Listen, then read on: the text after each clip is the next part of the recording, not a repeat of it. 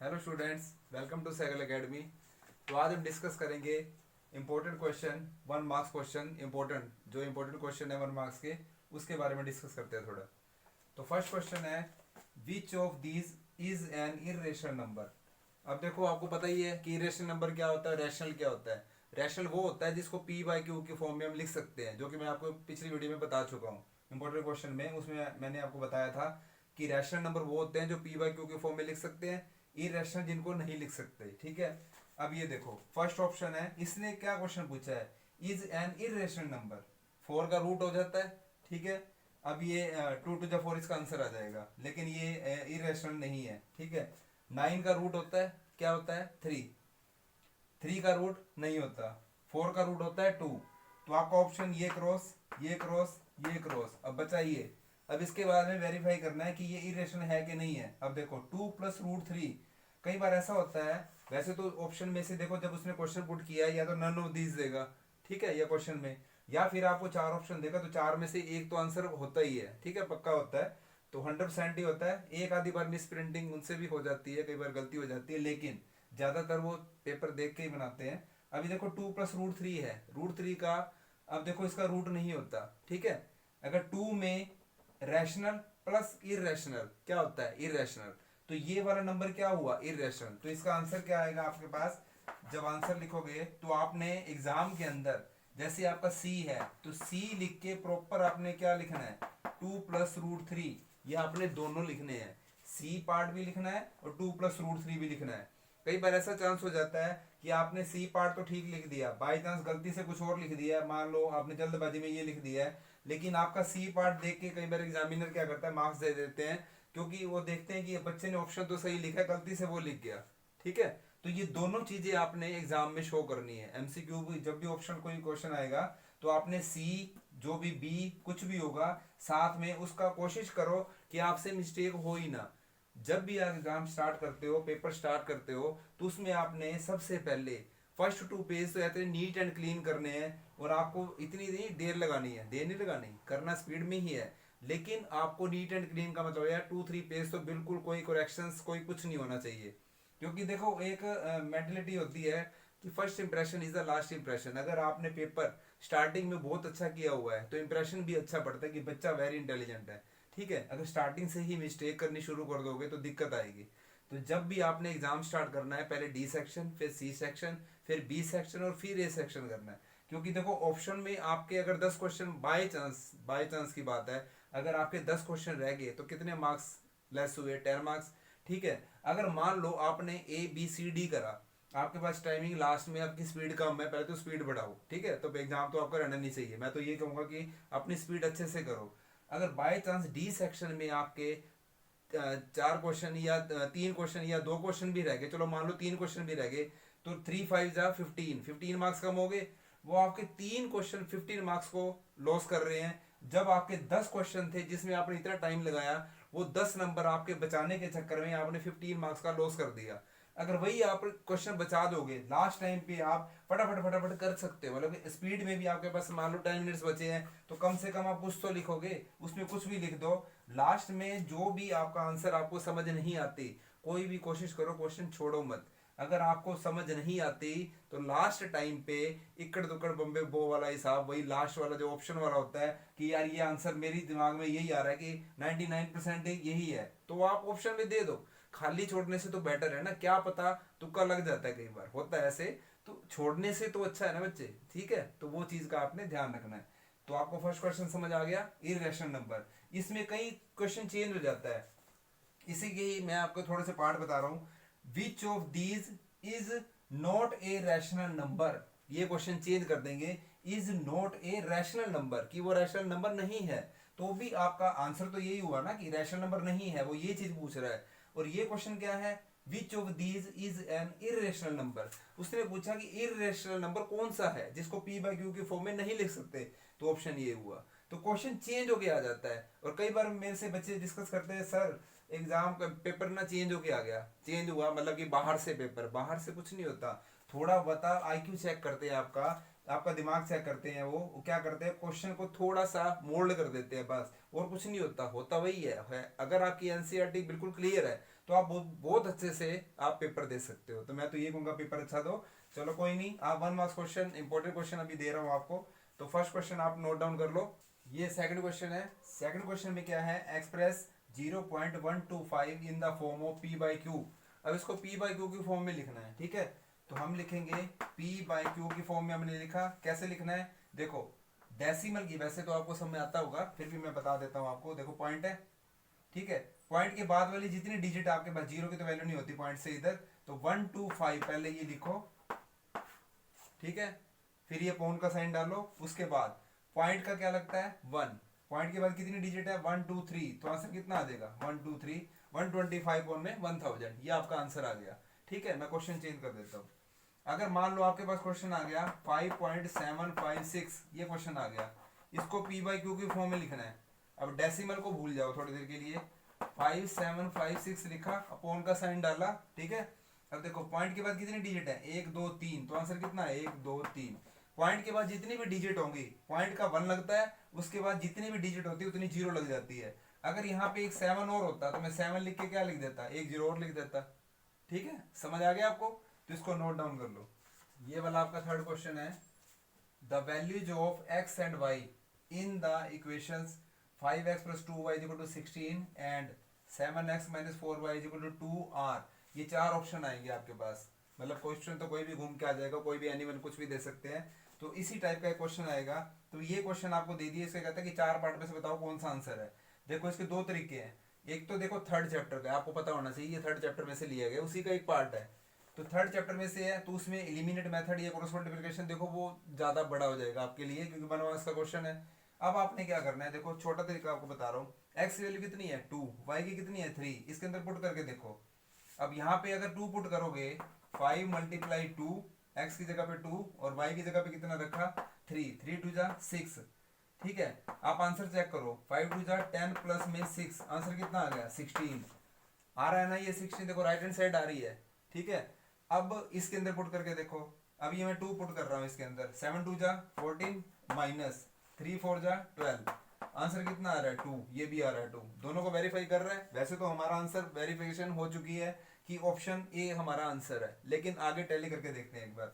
कई बार ऐसा कुछ आ जाता है, देखते हैं, ऑल ऑफ दीज भी आ सकता है कई बार, लेकिन ऐसा होता नहीं है, क्योंकि 2 ही वैल्यू होती है, इसके अलावा वैल्यू नहीं होती। 3, अब ये 3 है, 3 5 जा 15, तो 15 आया, ठीक है। उसके बाद आपने 2 रखा है यहाँ पे, 2 2 जा 4 प्लस में 4, देखो 19 नहीं शो कर रहा, रॉन्ग हो गया, नन ऑफ दीज नहीं बनी बात। पहला क्वेश्चन आ रहा है हमारे पास, इसको ट्राई करते हैं। मैं ट्राई करके दिखा रहा हूँ, वैसे आंसर आपका आ चुका है। 1 को इससे करा, 5 1 जा 5, 2 2 जा 4, तो 4 और 5 कितना होता है 9, तो 16 नहीं आ रहा ना। तो पहले में ही नहीं आ रहा, तो दूसरे में क्या आएगा, जो पहले कोई वेरिफिकेशन नहीं कर रहा तो दूसरे में क्या करेगा, ठीक है बच्चे, आपको समझ आ गया। अब ऑप्शन क्या हुआ हमारा, आंसर क्या हुआ ए, तो इसका आंसर आएगा A, x is equal to 2, y is equal to 3, ये आपका आंसर आ गया, ठीक है। ये तो मैंने वैसे चेक करके बताया आपको, तो एग्जाम में कर सकते हो, कोई दिक्कत नहीं। पेपर के अंदर आपने चेक करके बता दिया कि इसका आंसर ये आ रहा है, ठीक है। आगे समझ में। तो अब नेक्स्ट सम करते हैं हम। फोर्थ सम है हमारा the 11th term of the AP. अब हमें पहले पता होना चाहिए ये कौन से चैप्टर में से है, कौन से चैप्टर में से है, ये 5th चैप्टर में से, अर्थमेटिक प्रोग्रेशन। ये 13 15 1 एंड हाफ 15 एंड हाफ, ठीक है। उसके बाद 18 20 एंड हाफ, ये सर आपको दे रखा है, डैश है, डैश इज, वो पूछ रहा है, वो कहता है 11 टर्म बताओ कौन सी है। 11th मतलब 11वीं टर्म हमने बतानी, 11 टर्म बतानी कि कौन सी है। तो देखो सबसे पहले 11 टर्म का आपको फॉर्मूला पता होना चाहिए। वो क्या होता है, a प्लस में 10d, a 11 होता है a प्लस में 10d, ठीक है। जब 11 है तो एक कम कर दो, 12 है तो एक कम कर दो, अगर 12 होता तो a प्लस 11d, a 20 होता तो a प्लस 19d, ठीक है। अब हमें क्या क्या चाहिए, एक a चाहिए, एक d चाहिए। वो कहाँ से आएगा क्वेश्चन, ये 3 टाइप्स में आ सकता है। वो करेगा, बोलेगा आपको कि फर्स्ट टर्म फाइंड करो। What is the first term, first term क्या होती है, ये वाली। तो a क्या हुआ आपका आंसर 13। 3 क्वेश्चन आ सकते हैं इसमें। एक तो ये पूछ सकता है कि फर्स्ट टर्म बताओ, तो आपने पहले ही बता दिया, आपका आंसर आ गया। अगर क्वेश्चन पूछता कि फर्स्ट टर्म बताओ, फिर वो दूसरा क्वेश्चन क्या पुट कर सकता है कि कॉमन डिफरेंस बताओ। अब बच्चों को पता होना चाहिए कि कॉमन डिफरेंस क्या होता है। इसको किससे डिनोट करते हो, डी से, और ये क्या होता है a2 माइनस में a1। और इससे पहले आपको एक चीज पता होनी चाहिए, ये a1 है, a2 a3 a4, ठीक है। समझ आ गया आपको। अब a2 माइनस a1 का मतलब क्या हुआ, इसमें से ये माइनस करना है, 15 1/2 माइनस में 13। अब देखो मिक्स फ्रैक्शन खोलना आना चाहिए। 15 टू जा 30, 30 में एक ऐड करा कितना हो गया 31, 31 अपॉन में 2 माइनस में कितना आएगा 13, तो एलसीएम कितना आ गया 2, क्योंकि इसके नीचे कुछ नहीं होता तो क्या होता है 1 होता है। अब देखो 2 और 1 का एलसीएम कितना आ गया 2। अब नीचे वाले से डिवाइड, 2 1 जा 2, 1 आया, 1 को 31 से मल्टीप्लाई करोगे 31, और इसको डायरेक्ट कर दो 13 2 जा, क्योंकि इसके नीचे 1 है, 1 की टेबल में 2 पे जाता है, 2 13 जा कितना हो गया 26। तो आंसर कितना आया 5/2। ठीक है, 5/2 आपका क्या चीज आ गई है, डी आ गया है। अगर आपसे क्वेश्चन पुट करता है कि कॉमन डिफरेंस बताओ तो आपका आंसर आ चुका है। ठीक है, लेकिन यहाँ पे क्वेश्चन क्या है कि 11 टर्म बताओ। अब 11 टर्म अभी मैंने बताया A11 क्या होती है, A प्लस में 10D, तो A क्या है आपके पास 13, 10, D कितनी है 5/2, अभी निकाल ली हमने, 2 1 जा 2, 2 5 जा 10, ऊपर से नीचे कटता है। कई बार मैंने बच्चों के अंदर देखा बेसिक वीक जो होता है ना वो दिक्कत बड़ी करता है, इसलिए बेसिक अच्छा बनाओ। 2 1 जा 2, 2 5 जा 10। अब देखो ये 13 हो गया, प्लस 5 5 जा कितना होता है 25, तो आंसर कितना आ गया 38। तो ऑप्शन कौन सा हुआ आपके पास, ऑप्शन क्या हुआ आपके पास 38, कौन सा ऑप्शन आया ए। तो आपका आंसर क्या आ गया, आप लिखोगे कि आपका ए आंसर आया है, और आंसर कितना आया 38। इसको अंडरलाइन कर देना, क्योंकि आपने सोल्व करके दिखाया, उसको अंडरलाइन कर दो कि हमारा ए ऑप्शन में 38 आंसर है। ठीक है, समझ आ गया आपको, नोट डाउन करते रहो साथ साथ। नेक्स्ट सम देखो 5 सम है, ऑल डैश डैश यहाँ पे फिल करना आपने, ट्रायंगल्स आर सिमिलर। वैसे तो देखो ऑप्शन दे रखा है, लेकिन कई बार ऑप्शन नहीं आता, तो ध्यान से करना है क्वेश्चन को। देखो सिमिलर का मीनिंग क्या होता है, ऑल एंगल इक्वल होते हैं और साइड्स क्या होती हैं प्रोपोर्शनल। ठीक है, कॉन्ग्रुएंट का मीनिंग क्या होता है, all sides and all angles are equal. जैसे मान लो आपको 2 ट्रायंगल्स दे रखी है, ठीक है, उसके सारे एंगल ये इसके इक्वल, जैसे ये इसके इक्वल होगा, ये इसके इक्वल होगा, ऐसे घुमा के भी दे सकते हैं, ये इसके इक्वल हो सकता है, मतलब ट्रायंगल के सारे एंगल आपस में इक्वल होंगे। ये 30 है तो 30 होगा, 50 है तो 50 होगा, 60 है तो 60 होगा, ऐसे करके। उसके बाद अगर ये ट्रायंगल के एंगल तो इक्वल है ही, साइडें भी इक्वल है, ये इसकी इक्वल है, ये इसकी इक्वल है, ये वाली इसकी इक्वल है, तो क्या हो जाएगा, ये कॉन्ग्रुएंट हो जाएगी, दोनों ट्रायंगल आपस में कॉन्ग्रुएंट है।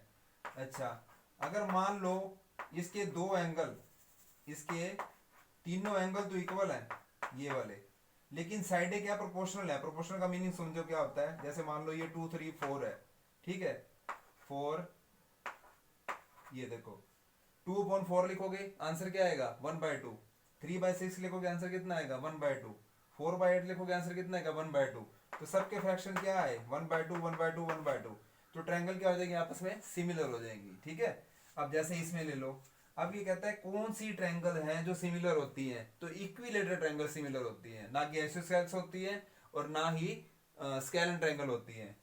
कौन सी होगी इक्विलेटरल ट्रायंगल, तो आपका आंसर क्या आएगा यहाँ पे इक्विलेटरल ट्रायंगल, ये आंसर आ जाएगा। क्लियर, आपको समझ आ गया। अब इक्विलेटरल ट्रायंगल क्यों होती है वो भी सुनो। मान लो यहाँ पे 3 3 3 मैंने साइड दे दी, यहाँ पे मैंने 5 5 5 दे दिया, देखो 3/5 3/5 3/5, फ्रैक्शन सबके सेम है। इक्विलेटरल ट्रायंगल के एंगल कितने होते हैं 60, ईच एंगल 60 डिग्री का होता है, इसके भी 60 होंगे, इसके भी 60 होंगे, ट्रायंगल जितनी मर्जी बड़ी ले लो इक्विलेटर, सबके एंगल कितने होंगे 60 डिग्री। ओके, समझ आ गया आपको, तो ये क्वेश्चन आप नोट डाउन कर लो। साथ में 6 देखो, अब 6 सम है, how many parallel tangents are drawn on a circle at the most, ज्यादा से ज्यादा कितने पैरेलल टेंजेंट आप ड्रॉ कर सकते हो सर्कल के अंदर। देखो मैं सर्कल ड्रॉ कर रहा हूं, ठीक है, अब टेंजेंट क्या होता है, जो सर्कल को टच करता हुआ जाता है उसको टेंजेंट बोलते हैं। अब ये टेंजेंट है, अब इसके पैरेलल ना तो इधर लगा सकता हूं, पैरेलल क्या होता है जहां 2 लाइनें आपस में मीट नहीं करती, बिल्कुल पैरेलल जाती है, जैसे रेलवे ट्रैक आपका एग्जांपल है, वो कभी भी आपस में मीट नहीं करती, मीट करेंगी तो ट्रेन नीचे। ठीक है, अब ये देखो ये बिल्कुल टच करता हुआ जाएगा साथ से, इसको मैंने ले लिया ए बी, इसको लिया सी डी, कहता है ज्यादा से ज्यादा कितने पैरेलल ले सकते हो। अब ये दोनों आपस में पैरेलल हैं, सिर्फ 2 टेंजेंट ही तो ले सकते हैं जो आपस में पैरेलल होंगे, तो इसका आंसर क्या आएगा 2। अगर ऑप्शन दे रखा है ए बी सी डी तो उसके हिसाब से ए बी सी डी लिख लेना, आंसर आपका क्या आ गया 2 आ गया। क्लियर है। अब देखो मैं पैरेलल दूसरी साइड से ले रहा हूं, ये मान लो मैंने 2 लाइनें ड्रॉ कर दी हैं, तो ये पैरेलल है, ये दोनों भी आपस में पैरेलल। तो ज्यादा से ज्यादा आप कितने ले सकते हो, 2 ही तो ले सकते हो, ठीक है। तो इसका आंसर क्या हुआ, 2 हुआ। अब देखो पैरेलल लाइन का मीनिंग होता है बिल्कुल पैरेलल। अगर बाय चांस मैं बीच में से मैं कहता हूँ ये लो, एक और लाइन भी तो ड्रॉ कर सकता हूँ, ऐसे मैं बहुत सारी लाइनें ड्रॉ कर सकता हूँ। ऐसे तो मैं कहूँ कि बहुत सारी लाइनें आ सकती है, ठीक है। लेकिन सर्कल के अंदर से जो जाता है ना, उसको टेंजेंट नहीं बोलते, उसको सीकेंट बोला जाता है, सीकेंट, SECANT, ठीक है, सीकेंट बोला जाता है। तो टेंजेंट कितने हो गए, 2 हो गए, ठीक है। क्लियर है, समझ आ गया आपको। तो ऑप्शन ध्यान से करने हैं, ठीक है। ज्यादा टाइम भी नहीं वेस्ट करना, स्पीड बढ़ाओ, प्रैक्टिस करो। अभी टाइम है आपके पास, प्रैक्टिस करो जितनी हो सके। तो ये प्रैक्टिस करके आप अच्छे से पेपर दे सकते हो। तो ये इंपॉर्टेंट क्वेश्चन मैं करा रहा हूँ, चलो इसको नोट डाउन कर लो, फिर नेक्स्ट सम कराता हूँ। नेक्स्ट 7 सम है, find the distance of point -512 from the origin. अब देखो आपको ओरिजन पता होना चाहिए। ओरिजन क्या होता है, जहां पे 2 लाइंस बाइसेक्ट करती हैं, ये वाली कार्टेशियन प्लेन पे, उसको ओरिजन बोला जाता है और उसकी वैल्यू होती है 0 0, ठीक है। अब इसका आंसर जब स्टार्ट करेंगे, फाइंड द डिस्टेंस, इसमें कौन सा फॉर्मूला लगना है, चैप्टर कौन सा है पहले आपको पता होना चाहिए, 7 चैप्टर है, ठीक है। तो find the distance formula, distance formula क्या होता है, x2 - x1 का whole square plus y2 - y1 का होल स्क्वायर, ये होता है फॉर्मूला। देखो x2 - x1 का होल स्क्वायर, y2 - y1 का होल स्क्वायर, ये आपका डिस्टेंस फार्मूला होता है। अब ये अप्लाई होगा यहाँ पे, तो आपका आंसर आ जाएगा। अब कैसे करना है इसको, लेट 2 पॉइंट्स हमने ले लिए, 2 पॉइंट्स कौन कौन से, इसको हमने ए से डिनोट कर दिया एंड इसको हमने बी से डिनोट कर दिया। ओरिजिन है इसलिए 0 0, ठीक है। अब A B by distance formula लिख के ए बी करोगे आप। अब देखो ए बी बोला तो 0 माइनस ये x2 - x1, x2 - x1 का whole square plus y2 - y1 का होल स्क्वायर। क्लियर है। अब देखो ये 0 है, माइनस का साइन है, अंदर माइनस है, बाहर माइनस है, तो अंदर का साइन चेंज हो जाएगा, प्लस हो जाएगा। तो प्लस का 5 आ गया, प्लस के 5 का अगर स्क्वायर करेंगे तो कितना आ जाएगा, 25 प्लस। अब देखो माइनस की पावर इवन है, ऊपर इवन है तो ये प्लस हो जाएगा। 12 12 से कितना होता है, 144। तो आपका ये आंसर कितना आ गया, रूट के अंदर कितना आ गया। अब दोनों को प्लस करते हैं, 169। और आपको पता है कि 169 का रूट कितना होता है, नहीं पता तो स्क्वायर टेबल 25 तक आपको पक्का आनी चाहिए। 625 का 25 होता है, 169 का कितना होता है, 13। तो इसका आंसर कितना आ गया, 13। तो आपका ये आंसर आ गया, ठीक है। क्लियर है, आपको समझ आ गया। तो इसको नोट डाउन कर लो, नेक्स्ट सम कराता हूँ।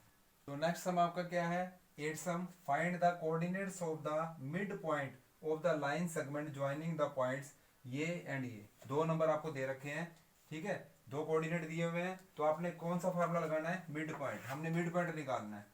तो मिड पॉइंट का मतलब क्या हुआ, आंसर जब स्टार्ट करेंगे तो आप अपनी तरफ से ए बी लिख सकते हो। अब इसने बोला लाइन सेगमेंट, तो लाइन सेगमेंट आपको पता है कि एरो नहीं डलता, डॉट डलती है। ये ए हो गया, ये बी हो गया। तो इसके कोऑर्डिनेट लिख लेंगे, कौन कौन से हैं, -3 एंड 4। इसके क्या है, 1 माइनस में 2। हमने पी को मिड पॉइंट ले लिया यहाँ पे, यहाँ इसके कोऑर्डिनेट गिवन नहीं है, हमने निकालने हैं, ठीक है। तो लिखेंगे let P is the mid point of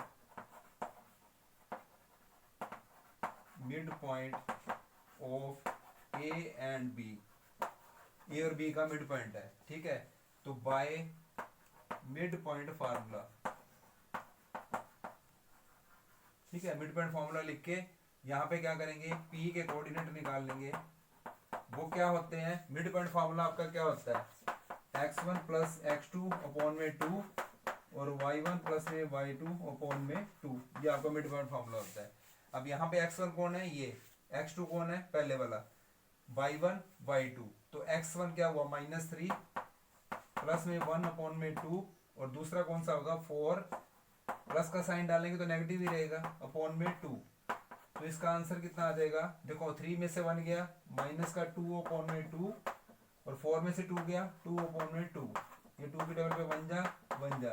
तो आंसर कितना आया यहाँ पे, -1 एंड 1। तो ये आपका आंसर आ गया, ठीक है। क्लियर है, तो इसको नोट डाउन कर लो। तो 9 सम है, find the values of sin 48 minus में cos 42, ठीक है। ये 8 चैप्टर में से क्वेश्चन है आपका। अब इसमें क्या करना है, 9 सम के अंदर ये स्टेटमेंट है आपके पास साइन 48 कोस 42 डिग्री, ठीक है। अब ये देखो ज्यादातर इन क्वेश्चनों के आंसर या तो 1 में आएंगे या फिर 0 में आएंगे। चेक करते हैं कैसे। साइन 48 है, देखो यहाँ पे दिख रहा है आपको, ठीक है। तो अब देखो इसको ऐसे हम लिख सकते हैं, साइन 90 में से क्या माइनस करें कि 48 आ जाए। तो 90 में से 42 डिग्री को अगर माइनस कर देते हैं और दूसरे वाले को चेंज नहीं करना, एक को चेंज करना है, दूसरे को चेंज नहीं करना। साइन 90 माइनस थीटा क्या होता है, देखो क्या होता है ये कोस थीटा। वो बाद में बताता हूँ आपको, पहले ये सोच लो कि 48 कैसे आया होगा। 90 में से 42 हमने ना सेम बनाना होता है, जैसे ये 42 है ना, तो यहाँ कोशिश करेंगे कि 42 आ जाए, वैसे आ जाएगा। देखो 90 में से 42 माइनस करेंगे तो कितना आया 48। ये साइन का साइन लिख दिया मैंने कुछ नहीं करा, सिर्फ 90 में से मैंने घटाना है। हमेशा 90 ही लेना, 180 नहीं लेना, 90 ही लेना है। 90 में से 42 गया, 48 आ गया, ठीक है। अब साइन 90 माइनस थीटा क्या होता है कोस थीटा। अब यहाँ पे थीटा कौन है 42 डिग्री, और इधर कितना दे रखा है 42 डिग्री। ये देखो इसमें से ये गया, दोनों क्रॉस हो गया, आंसर कितना आया 0। देखो आ गया ना 0। तो वैसे तो कोशिश ये करो कि करो पहले सम। अगर आपके पास लास्ट टाइम पे ऑप्शन नहीं बचता, कुछ भी नहीं बचता, यार ये क्या करें, हमारे पास टाइम ही नहीं है करने का सोल्व, तो सीधी 0 लगा दो। वैसे तो आपके दिमाग में घूम जाएगा, वैसे ओरली करके देख लो 42 आएगा, यहाँ पे कोस बन जाएगा, कोस में से कोस गया 0, तो फटाफट 0 लिख दो उसको। अगर आपके पास 1 मिनट रहेगा तो फटाफट 0 लिख के मैम को देखो सबमिट करना होता है पेपर, तो वो ले लेते हैं। वो ये नहीं देखेंगे आपके पास रह गया नहीं है, ऐसा कुछ भी नहीं है। बैल लगते ही पेपर आपका उनके हाथ में होना चाहिए। आगे देखो 10 सम है, sine theta is equal to cos theta for all values of theta. इसमें आपको ट्रिग्नोमेट्रिक रेशियो का पता होना चाहिए कि 0, 30, 45, 60, 90 की वैल्यू कैसे निकालते हैं, ठीक है। वो भी मैंने वीडियो डाली हुई है, वो वीडियो मैं आपको नीचे लिंक दे दूंगा, ठीक है। तो उस वीडियो को आप देखना कि कैसे वैल्यूज निकाली जाती है, ओरली में भी निकाल सकते हैं। अब देखो 0 की वैल्यू, साइन 0 की वैल्यू कितनी होती है 0 होती है। देखो साइन 0 की वैल्यू होती है 0, लेकिन कोस 0 की वैल्यू 1 होती है। तो ये इक्वल कहाँ है, पहले में इक्वल नहीं आ रहे, तो वो क्वेश्चन पुट कर रहा है, वो कहता है कि sine theta is equal to cos theta for all values of theta. वो कह रहा है ट्रू और फॉल्स, जब पहले में ही फॉल्स आ रहा है यार, ज्यादा करने की जरूरत ही नहीं है, ठीक है, समझदार हो आप भी। तो दोनों की वैल्यू क्रॉस हो रही है, मतलब कि नहीं आ रही, तो क्या लिखेंगे यहाँ पे आपका आंसर कितना आएगा फॉल्स, ये आपका आंसर आ जाएगा, ठीक है। तो आपको समझ में आ गए होंगे। फिर भी कोई अगर नहीं समझ में आया, इसके बाद मैं नेक्स्ट वीडियो में और इम्पोर्टेंट क्वेश्चन डालूंगा अभी, ठीक है। तो वो भी आप जरूर देखना। अब आपके एग्जाम आ गए हैं, प्रॉपर तैयारी करनी है। कोई चीज़ आपको फिर भी समझ नहीं आई तो कमेंट में जरूर लिखा करो कि सर ये चीज़ समझ नहीं आई है, या वो ये वाला क्वेश्चन आपको समझ नहीं आ रहा, तो मैं उसको करके वीडियो में आपको डाल के दूंगा, ठीक है। तो पढ़ाई की तरफ ध्यान देना है, प्रैक्टिस करो, प्रैक्टिस मेक्स मैन परफेक्ट। आप बहुत अच्छे जा सकते हो, अच्छे मार्क्स ले सकते हो, घबराना नहीं है, एग्जाम देख के बिल्कुल नहीं घबराना। All the best.